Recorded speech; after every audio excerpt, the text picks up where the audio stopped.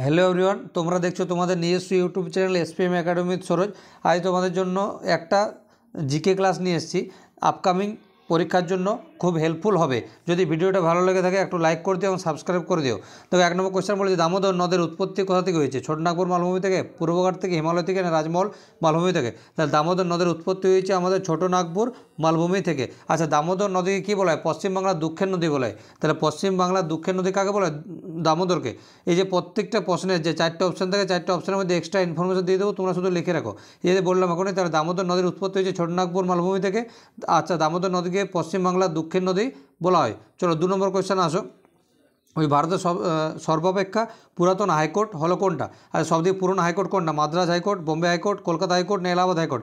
সবথেকে পুরনো হাইকোর্ট হচ্ছে আমাদের কলকাতা হাইকোর্ট। তাহলে কলকাতা হাইকোর্ট কত খ্রিস্টাব্দে প্রতিষ্ঠিত হয়েছিল? 1862 খ্রিস্টাব্দে প্রতিষ্ঠিত হয়েছিল। কোনটা? কলকাতা হাইকোর্ট। 1 জুলাই। এটা এক্সট্রা ইনফরমেশানলা তোমরা লিখে নাও একটু, ঠিক আছে? প্রথম সর্বপ্রথম হচ্ছে কলকাতা হাইকোর্ট সবথেকে প্রথম। তারপর হচ্ছে আমাদের বোম্বে হাইকোর্ট, এটা হচ্ছে আমাদের 2 নম্বর। তাহলে বোম্বে হাইকোর্ট কত খ্রিস্টাব্দে হয়েছিল? বোম্বে হাইকোর্টও 1862 খ্রিস্টাব্দে হয়েছিল, কিন্তু 14ই আগস্ট হয়েছিল। কত সালে হয়েছিল? 14ই আগস্ট, ঠিক আছে। এরপর 3 নম্বর আসছে আমাদের মাদ্রাজ হাইকোর্ট। তাহলে 3 নম্বর হাইকোর্ট হচ্ছে আমাদের মাদ্রাজ হাইকোর্ট। কত খ্রিস্টাব্দে? 1862 খ্রিস্টাব্দে 15ই আগস্ট। এক্সট্রা ইনফরমেশনলা লিখে নাও, ঠিক আছে। তাহলে প্রথমে কলকাতা হাইকোর্ট 1862 খ্রিস্টাব্দে 1 জুলাই। তারপর হচ্ছে বোম্বে হাইকোর্ট 14ই আগস্ট 1862 খ্রিস্টাব্দে। তারপর হচ্ছে মাদ্রাজ হাইকোর্ট 15ই আগস্ট 1862 খ্রিস্টাব্দে। তারপর হচ্ছে এলাহাবাদ হাইকোর্ট কত খ্রিস্টাব্দে? ওইটা 1866 খ্রিস্টাব্দে। চলো তারপর কোয়েশ্চেন আসি। 3 নম্বর কোয়েশ্চেন, ওই ভাষার ভিত্তিতে ভারতে সর্বপ্রথম কোন রাজ্য পুনর্গঠন হয়েছিল? আচ্ছা, খুব ভালো একটা কোয়েশ্চেন। তাহলে বলছি, ভাষার ভিত্তিতে ভারতের সর্বপ্রথম এটা প্রথম হবে না। ভাষার ভিত্তিতে ভারতে সর্বপ্রথম কোন রাজ্য পুনর্গঠন হয়েছিল? তাই সঠিক অ্যান্সার হচ্ছে অপশান এ, হচ্ছে আমাদের সঠিক অ্যান্সার, অন্ধ্রপ্রদেশ। তাহলে কত খ্রিস্টাব্দে এই যে পুনর্গঠনটা হয়েছিল? 1953 খ্রিস্টাব্দে 1 অক্টোবর। 1 অক্টোবর 1953 সালে অন্ধ্রপ্রদেশ ভাষার ভিত্তিতে সর্বপ্রথম পুনর্গঠন হয়েছিল। চলো তারপর কোশ্চেন আসি। স্বাধীন ভারতের প্রথম গভর্নর জেনারেল কে ছিলেন? স্বাধীন ভারতে সর্বপ্রথম গভর্নর জেনারেল কে ছিলেন? তার সঠিক অ্যান্সার হচ্ছে আমাদের অপশান সি, লর্ড মাউন্টব্যাটেন আমাদের সর্বপ্রথম গভর্নর জেনারেল ছিলেন। আচ্ছা, এর সাথে এক্সট্রা ইনফরমেশনগুলো বলে দিচ্ছি, তোমরা লিখে নাও। তাহলে ভারতের প্রথম গভর্নর জেনারেল ছিলেন লর্ড উইলিয়াম বেন্টিং। ইনি ছিলেন আমাদের ভারতের সর্বপ্রথম governor general, Lord William Bentinck. তারপর ভারতের প্রথম ভাইসরয় ছিলেন লর্ড ক্যানিং। তাহলে ক্যানিং কী ছিলেন? আমাদের ভারতের প্রথম ভাইসরয়। আচ্ছা, পরাধীন ভারতের শেষ গভর্নর জেনারেল ছিলেন লর্ড ক্যানিং। তাহলে পরাধীন ভারতের শেষ গভর্নর জেনারেল ছিলেন লর্ড ক্যানিং। আবার স্বাধীন ভারতের প্রথম গভর্নর জেনারেল ছিলেন, তো স্বাধীন ভারতের প্রথম গভর্নর জেনারেল ছিলেন লর্ড মাউন্টব্যাটেন। আর স্বাধীন ভারতের শেষ গভর্নর জেনারেল ছিলেন, এই যে অপশান সিতে যিনি আছেন, সি রাজা গোপালাচারী। তাহলে আবার তোমাদেরকে রিপিট করে দিচ্ছি এটা। তাহলে ভারতের প্রথম গভর্নর জেনারেল কে ছিলেন? Lord Mountbatten. তারপর ভারতের প্রথম গভর্নর জেনারেল ছিলেন লর্ড উইলিয়াম বেন্টিং। ভারতের প্রথম ভাইসরয় ছিলেন লর্ড ক্যানিং। পরাধীন ভারতের শেষ গভর্নর জেনারেল ছিলেন লর্ড ক্যানিং। স্বাধীন ভারতের প্রথম গভর্নর জেনারেল ছিলেন লর্ড মাউন্টব্যাটেন। স্বাধীন ভারতের শেষ গভর্নর জেনারেল ছিলেন সি রাজা গোপালাচারী। চলো 5 নম্বর কোয়েশ্চেন আসছে এরপর। দেখো, 5 নম্বর কোয়েশ্চেন বলছে, হায়দ্রাবাদ শহর কোন নদীর তীরে অবস্থিত? হায়দ্রাবাদ শহর কোন নদীর তীরে অবস্থিত? খুব একটা ভিভিআই কোয়েশ্চেন। এটা তোমরা প্রিভিয়াস ইয়ার্সে যদি কোয়েশ্চেন ঘাটো তো তোমরা দেখতে পাবে এই কোয়েশ্চেনটা তোমাদের এসেছিলো, ডাব্লিউবি সাব ইন্সপেক্টরে এসেছিলো।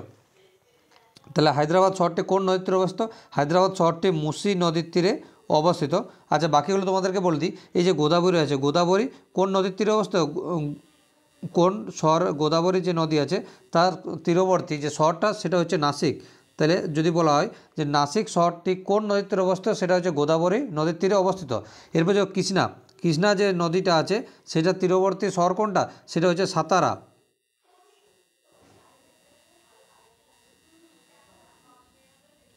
সেটা হচ্ছে সাতারা।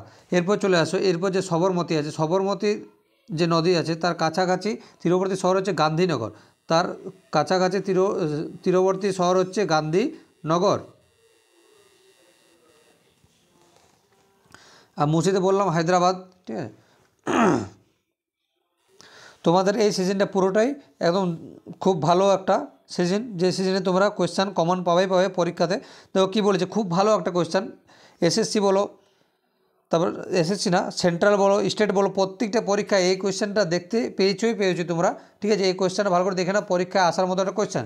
ওই নিম্নের কোন ভারতীয় টাকা ভারত সরকার দ্বারা মুদ্রিত হয়? আচ্ছা, এই যে 500 টাকা, 101 টাকা, 100 টাকা, 2000 টাকা, এদের মধ্যে কোনটা ভারত সরকার দ্বারা মুদ্রিত হয়? তাহলে এর সঠিক অ্যান্সার হচ্ছে আমাদের অপশান বিতে, যেটা আছে 1 টাকা। 1 টাকা হচ্ছে আমাদের ভারত সরকার দ্বারা মুদ্রিত হয়।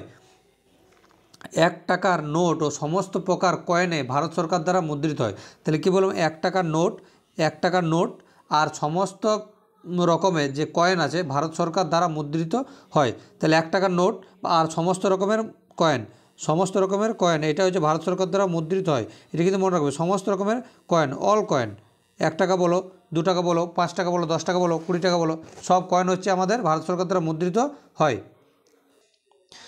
ভারতের স্বর্গ কোন রাজ্য? বলছি ভারতের স্বর্গ বলা হয় কোন রাজ্যকে? ভারতের স্বর্গ বলা হয় কোন রাজ্যকে? তাহলে ভারতের স্বর্গ বলা হয় কোন রাজ্য? না, জম্মু কাশ্মীরকে বলা হয় ভারতের রাজ্য। একটু আগে তোমাদেরকে বললাম এই যে কলকাতা হাইকোর্ট হচ্ছে সবথেকে বেশি পুরনো। 1862 সালের 1 জুলাই কলকাতা হাইকোর্ট তৈরি হয়েছিল। ঠিক আছে, তাহলে দেখো আবার বলে দিই, এখানে এক্সট্রা একটা ইনফরমেশন দিয়ে দিই। কলকাতা হাইকোর্ট আছে কত? হাইকোর্ট আছে 214 নম্বর ধারায়। হাইকোর্ট আছে 214 নম্বর ধারায়। হাইকোর্টের বিচারকদের মানে ঊর্ধ্বসীমা কত? ঊর্ধ্বসীমা হচ্ছে মানে বিচারকদের ঊর্ধ্বসীমা হচ্ছে 62 বছর, মানে ওদের যখন রিটার্ন করে সেটা হচ্ছে 62 বছর, যেটা ডাব্লিউবি মেনে এসেছিলো যে সুপ্রিম কোর্টের ঊর্ধ্বসীমা এসেছিলো 65 বছর। তাহলে সুপ্রিম কোর্টের ঊর্ধ্বসীমা হচ্ছে 65 বছর আর হাইকোর্ট হচ্ছে 62 বছর। তাহলে সুপ্রিম কোর্ট আছে 114 নম্বর ধারায়, সুপ্রিম কোর্ট আছে 124 নম্বর ধারায় আর হাইকোর্ট আছে 214 নম্বর ধারায়। চলো তারপরে কোয়েশ্চেন আসি। দেখো এখন ডাব্লিউবিএসআই বলো কি যে কোনো যে ব্যাখ্যামূলক ইয়েগুলো থাকে, কোয়েশ্চেনগুলো থাকে, সেখানে এরকমই একটা দিয়ে দেয়। ঠিক আছে, বলছি নিম্নের নৃত্যগুলোর সাথে ভারতের রাজ্যগুলির সম্পর্ক স্থাপন করো। খুব একটা ভালো একটা এই ধরনের কোয়েশ্চেন দিয়ে দেয়, ওই জন্য এই ধরনের কোয়েশ্চেন তোমাদেরকে এই মক টেস্টে নিয়ে এসেছি। ঠিক আছে, দেখো তাহলে ছাত্রীর সাথে কাল মিল এখানে দেওয়া আছে। দেখো এখানে দেখতে পাচ্ছ 4টা অপশান দেওয়া আছে, এবার কোনটা সঠিক অ্যান্সার তোমাদেরকে বলতে বলছে। আচ্ছা দেখো আগে দেখো যেটা আমি পাচ্ছি সেইটাকে দেখো। আচ্ছা এইটা আমরা জানি যে কুচিপুড়ি অবশ্য অন্ধ্রপ্রদেশের সাথে, এইটা তো আমি জানি ভালো করে না, এটা সবাই জানে অবশ্য। এরপর দেখো এই যে মোহিনীঅট্টম কোথাকার? মোহিনীঅট্টম হচ্ছে আমার কেরালার বটে, এইটাও আমি জানি। ঠিক আছে, আচ্ছা ভারতনাট্যম কোথাকার বলো?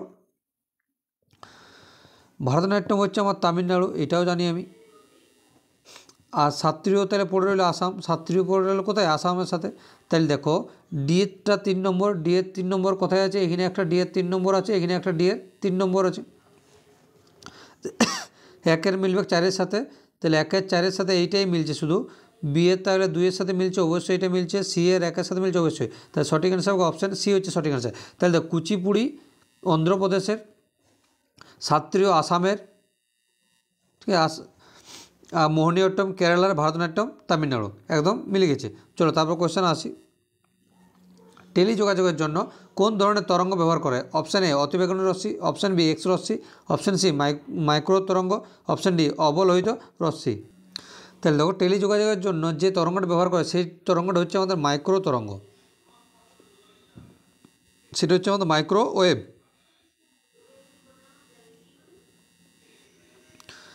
টেলিযোগাযোগের জন্য যেটা ব্যবহার করে সেটা হচ্ছে আমাদের মাইক্রোওয়েভ ব্যবহার করা হয়। আচ্ছা টেলিভিশন ও রেডিও প্রোগ্রামের জন্য রেডিও ওয়েভ ব্যবহৃত হয়, এটা মনে রাখো। তাহলে এই যে টেলিভিশন আমরা টিভি দেখি, রেডিও আগে শুনতাম, এখন অবশ্য প্রায় বিলুপ্তির পথে রেডিও, খুব কম যদি কারো ঘরে পুরোনো জিনিস পড়ে থাকে আলাদা কথা। তাই টেলিভিশন ও রেডিও প্রোগ্রামের জন্য ব্যবহৃত কোন ওয়েভ? রেডিও ওয়েভ ব্যবহৃত হয়, রেডিও ওয়েভ ব্যবহৃত হয়।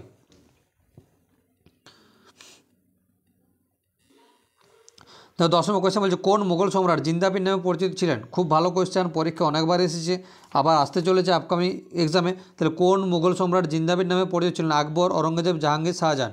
তাহলে কোন মুঘল সম্রাট জিন্দাবির নামে পরিচিত ছিলেন? সঠিক অ্যান্সার হচ্ছে আমার ঔরঙ্গজেব। অপশান বিতে হচ্ছে আমার সঠিক অ্যান্সার। ঔরঙ্গজেব আমাদের জিন্দাবির নামে পরিচিত ছিলেন। তাহলে ঔরঙ্গজেবের উপাধিগুলো যেগুলো ছিল সেগুলো হচ্ছে আলমগীর, বাদশাহ, গাজী। আচ্ছা, তাকে দরবেশ এবং জিন্দাবির বা জীবন্ত সাধুও বলা হতো। তাহলে ঔরঙ্গজেবকে কী বলা হতো? তাকে দরবেশ বলা হতো, বা জিন্দাপীরও বলা হতো, বা জীবন্ত সাধুও বলা হতো। চলো তারপর কোয়েশ্চেন আসি, 11 নম্বর কোয়েশ্চেন আসি। কী বলছে? মহাকাশে কোনো মহাকাশচারী আকাশের রং কী দেখবে? আচ্ছা, মহাকাশে যে পরে কোনো মহাকাশের আকাশের রং কী দেখবে? বেগুনি, কালো, নীল, লাল। তাহলে কী দেখবে? তাহলে সঠিক অ্যান্সার হচ্ছে আমাদের অপশান বি, কালো দেখবে। মহাকাশে কোনো মহাকাশচারী যদি আকাশের রংটা দেখতে চায় তাহলে কী দেখবে? কালো কালার দেখতে পাবে। কারণ কি? কারণ মহাকাশে কোনো ধূলিকণা থাকে না। মহাকাশে কোনো ধূলিকণা থাকে না যা আলোকে প্রতিফলিত করতে পারে। মহাকাশে কোনো ধূলিকণা না থাকার জন্য আলোককে প্রতিফলিত করতে পারে, তাই মহাকাশচারী আকাশকে কালো দেখে। ঠিক আছে, চলো 12 নম্বর কোয়েশ্চানে চলে আসি। তাহলে দেখো নিচের কোন, নিচের হয়ে গেছে, এটা নিচের হবে।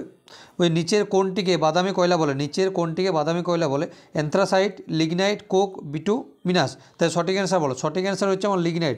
লিগনাইটকে বলা হয় আমার বাদামি কোল। ঠিক আছে, ব্রাউন কোল। তাহলে ব্রাউন কোল কাকে বলা হয়? লিগনাইটকে বলা হয় ব্রাউন কোল। তাই লিগনাইটকে বলা হয় আমার কি? ব্রাউন কোল বলা হয় লিগনাইটকে। আচ্ছা, বাকি তিনটে অপশান বলে দিচ্ছি। অ্যান্থ্রাসাইট কয়লার কার্বনেট পরিমাণ সবথেকে বেশি থাকে, আর পিট কয়লার সবচেয়ে কম কার্বন থাকে। তাহলে অ্যান্থ্রাসাইট কি? অ্যান্থ্রাসাইট যে কয়লাটা আছে তার পরিমাণের থেকে অ্যান্থ্রাসাইট কয়লার কার্বনেট পরিমাণ সবচেয়ে বেশি থাকে, এবং আর পিট কয়লা সবচেয়ে কম কার্বন থাকে। আচ্ছা, বিটুমিনাস, বিটুমিনাস একে কী বলে? একে বলা হয় আমার কালো বলা হয়। বিটুমিনাসকে আমার ব্রাউন কোল, এটাতে কি? এটা ব্ল্যাক কোল বলে। এটাকে বিটুমিনাসকে আমার ব্ল্যাক কোল বলে। এগুলো লিখে নেবে, এক্সট্রা ইনফরমেশন এগুলো। হ্যাঁ, অ্যান্থ্রাসাইট, অ্যান্থ্রাসাইটকে বলা হয় উজ্জ্বল কালো। অ্যান্থ্রাসাইটকে বলা হয় উজ্জ্বল কালো, মানে ব্রাইট। অ্যান্থ্রাসাইটকে বলা হয় আমার ব্রাইট ব্ল্যাক। চলো তারপর কোয়েশ্চেন আসি, 13 নম্বর কোয়েশ্চেন আসি। আচ্ছা, উলার লেকটি কোন রাজ্যে অবস্থিত? উলার লেকটি কোন রাজ্যে অবস্থিত? এটা ওয়্যারলেস অপারেটর অলরেডি এসে গেছে। ঠিক আছে, ডাব্লিউপি প্রিলিতে এসেছিল।